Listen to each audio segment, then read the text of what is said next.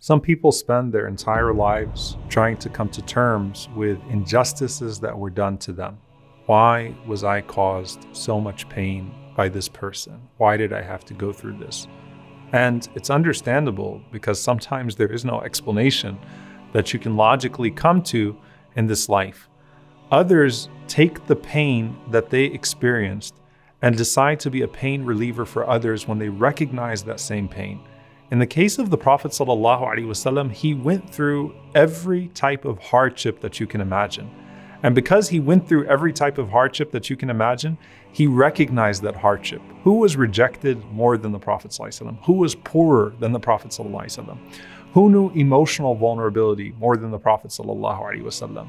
The Prophet ﷺ knew every type of pain and vulnerability, and because of that, it made him better equipped to care for people that otherwise would have no one notice them when they were in that pain.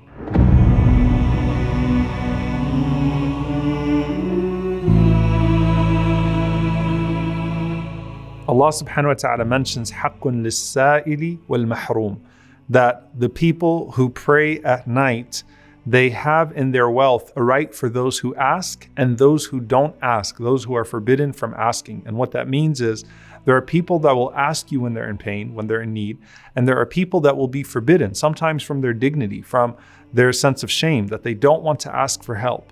And if you are a person that prays at night and pays extra attention to your Lord when others sleep, then that equips you to have a greater lens to pay attention to people that others are not paying attention to during the day. And so the Prophet ﷺ excelled at haqqun lis-sa'ili wal-mahrum, at being there for those who would ask and at being there for those who were prohibited from asking by their circumstances. And one of the things that Ali radiallahu ta'ala anhu mentions is that the Prophet ﷺ relieved the people of three things. He would never degrade people or abuse them, sallallahu alaihi wasallam. So when the Prophet ﷺ would mention people, he wouldn't speak about them in a denigrating way. The second thing is that the Prophet ﷺ would not look after people's awrat, their private matters and their shameful things. You know, sometimes when you ask about people, you're asking in an underhanded way. You want to know, oh, have you heard about this person? What's this person up to? And you go searching for their awrat. You go searching for their faults. And the Prophet ﷺ would never ask about a person in a way of tatabba' al-awrat, going after their private matters or unveiling some of the shameful things that they do in private. And the third thing is that the Prophet ﷺ would never speak except in matters that he hoped to be rewarded for. So the Prophet ﷺ would not harm you with backbiting or gossip. And even more than that, the Prophet ﷺ would not provoke a conversation, perhaps that you would be shamed in, but instead the Prophet ﷺ would ask about people in a way of concern. So when the Prophet ﷺ noticed you missing, then he would ask about you, not in a way of, have you heard about that person? But have you heard about that person? Are they okay? I haven't seen that person. The Prophet ﷺ also would see things in people that others would not see. Abu Hurairah radiallahu ta'ala anhu has this narration where he says that I used to be so hungry that I would sometimes pass out in hunger. And I would tie stones to my stomach.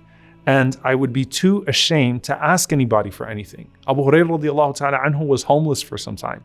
He was from Ahl Sufa.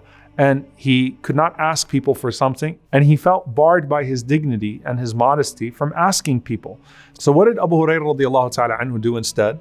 He asked questions to people hoping that they would notice that something was off about him. So Abu Hurairah radiallahu ta'ala anhu said, I went to Abu Bakr as-Siddiq radiallahu ta'ala anhu. And Abu Bakr is Abu Bakr. He's a man radiallahu ta'ala anhu that's experienced some of the most difficult moments with the Prophet sallallahu alaihi wasallam.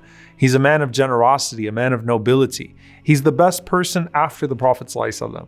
So Abu Hurairah radiallahu anhu said, I asked him a question about the Book of Allah. I asked him a tafsir question. And he said, I knew the answer, but I was hoping that Abu Bakr would look at me and notice that I was hungry. Instead, Abu Bakr as-Siddiq radiallahu ta'ala anhu, as amazing as he is, he answered the question and he went on his way. So Abu Hurairah radiallahu anhu said, I went to the next person. Who is the next person? Umar ibn al-Khattab radiallahu ta'ala anhu. And I asked him a question about the Book of Allah. And I knew the answer, but I was hoping he'd notice, but he didn't notice at all. Instead, Umar radiallahu ta'ala anhu, and he is who he is, he answered the question and he moved on. So Abu Hurairah radiallahu ta'ala anhu said, while I'm in the state of despair and I am asking these questions that are not relevant to my hunger, hoping someone will notice, the Prophet ﷺ walks by. And I want to pause here, by the way. Sometimes you see people that put out cries for help and you ignore those cries for help. Sometimes you might see someone tweet something or write something or post something that's not ordinary and you let it go. You just overlook it. But if someone's acting or speaking in a way that's not ordinary, if you love that person, you should be concerned and ask about that person.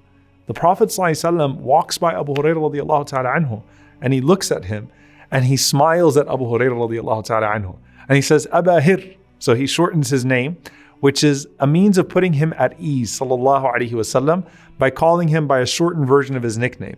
And Abu Hurairah radiallahu anhu says, Labbayka ya Rasulullah. Here I come, oh ya Rasulullah. Here I am. What is it, ya Rasulullah? He says, follow me.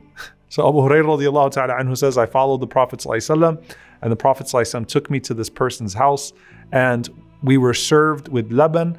The Prophet ﷺ took that pitcher of laban, of yogurt, and he let it go around the room to everybody else. And I was afraid that nothing would be left for me until it got to me. And the Prophet ﷺ said, drink, O Abu Hurairah. And he said, I drunk. And the Prophet ﷺ said, keep drinking. And he said, I kept on drinking until I could drink no more. And the Prophet ﷺ said, Aba Hir. I said, Labbayka ya Rasulullah. Here I am, O Messenger of Allah. He said, are you full? Abu Hurairah radiallahu anhu said, I'm full, ya Rasulullah. So then the Prophet ﷺ took and he drank from it as well, sallallahu alaihi wasallam. So the Prophet ﷺ would see in you pain or hunger or despair or need when others would not, because he's been there, sallallahu alaihi wasallam. He's been hungry before. He's been rejected before. He's been that person that no one would take in before. And so the Prophet ﷺ made it a point to be a comfort to those that were in that similar situation. And one of the most touching stories in that regard is a situation that the Prophet ﷺ was more familiar with than anyone else, which is the death of a child. There was a man that used to come to the gatherings of the Prophet ﷺ, and he had a child, a son, that the Prophet ﷺ loved a lot. And this was a child that was frequent in the masjid. And this man loved his son, and he would bring him, and the Prophet ﷺ would play with him, everyone would play with him. And the man goes missing. He stopped coming to the masjid. The Prophet ﷺ said, where is he? And he asked again out of concern. He said, Ya Rasulullah, his son. He said, what happened to his son? He said, his son passed away. The Prophet ﷺ immediately, he says, let's go visit him.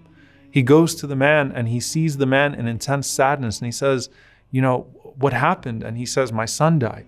And the Prophet ﷺ tells him, aren't you pleased that on the day of judgment that you will find your son standing in front of every gate of Jannah that you want, and you can enter in any gate that you choose? SubhanAllah. So the man was shocked. He said, of course, Ya Rasulullah. Of course, O Messenger of Allah. And he says to the Prophet ﷺ, is this just something for me? Is this for everyone? The Prophet ﷺ says, this is for everyone. This is for the entire ummah, this gift. But SubhanAllah, think about the Prophet ﷺ looking for that man. He looked for hunger. He looked for sadness. He looked for rejection. He looked for those who would not ask, so that he could be a source of relief for them, because that is the epitome of the ihsan, the excellence of the Prophet sallallahu alaihi wasallam. صلوا عليه صلوا عليه صلى الله عليه وسلم